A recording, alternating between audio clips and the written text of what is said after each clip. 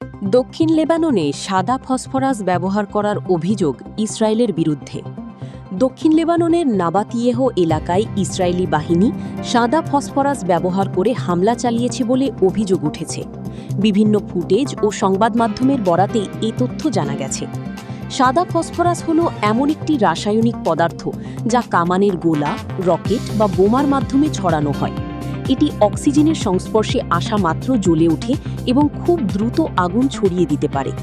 শীর্ষস্থানীয় মানবাধিকার সংস্থাগুলো ইসরায়েলের এই রাসায়নিকের ব্যবহারকে বেআইনি বলে তীব্র নিন্দা জানিয়েছে। সাম্প্রতিক সময়ে লেবাননে এই ধরনের নিষিদ্ধ রাসায়নিক ব্যবহারের বেশ কিছু প্রমাণও পাওয়া গেছে। ইরানি হামলার নতুন পরিকল্পনা নিয়ে ট্রাম্পকে মার্কিন সামরিক বাহিনীর ব্রিফিং। ইরানের বিরুদ্ধে নতুন করে সামরিক পদক্ষেপ নেওয়ার সম্ভাব্য পরিকল্পনা নিয়ে প্রেসিডেন্ট ডোনাল্ড ট্রাম্পের সঙ্গে উচ্চ পর্যায়ের এক বৈঠক করেছে মার্কিন সামরিক বাহিনী। গতকাল বৃহস্পতিবার সন্ধ্যায় অনুষ্ঠিত ৪৫ মিনিটের এই ব্রিফিংয়ে ট্রাম্পকে হালনাগাদ কৌশলগত পরিকল্পনাগুলো জানানো হয়েছে। আল জাজিরার বরাতে মার্কিন সামরিক বাহিনী অ্যাক্সিওস এই তথ্য জানিয়েছে।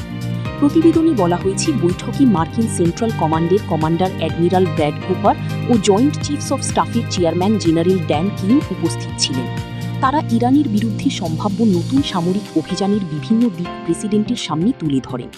সংশ্লিষ্ট কর্মকর্তাদের বরাত দিয়ে প্রতিবেদনে আরও বলা হয়, ইরান সংকটে পরবর্তী পদক্ষেপ কী হতে পারে তা নিয়ে বর্তমানে বিচার বিশ্লেষণ করছে ট্রাম্প প্রশাসন।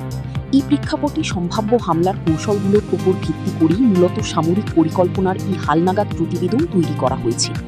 ইরানে যে কোনো সময় হামলা চালাতে পারে যুক্তরাষ্ট্র। সিএনএন কি মার্কিন সেনেটর। ইরানের বিরুদ্ধে যুক্তরাষ্ট্র খুব শিগগির হামলা চালাতে পারে বলে হুঁশিয়ারি দিয়েছেন মার্কিন ডেমোক্র্যাট সেনেটর রিচার্ড ব্লুমেনথাল। আল জাজিরার বরাতে এই তথ্য জানা গেছে। সিএনএনকে দেওয়া এক সাক্ষাৎকারে রিচার্ড ব্লুমেনথাল জানান, সরকারের উচ্চ পর্যায়ের ব্রিফিং ও বিভিন্ন সূত্র থেকে তিনি এমন আভাস পেয়েছেন যে ইরানে হামলা চালানোর বিষয়টি এখন মার্কিন প্রশাসনের টেবিলে রয়েছে। ইরানের ওপর এই সম্ভাব্য হামলাকে অত্যন্ত উদ্বেগজনক হিসেবে আখ্যায়িত করেছেন ব্লুমেনথাল।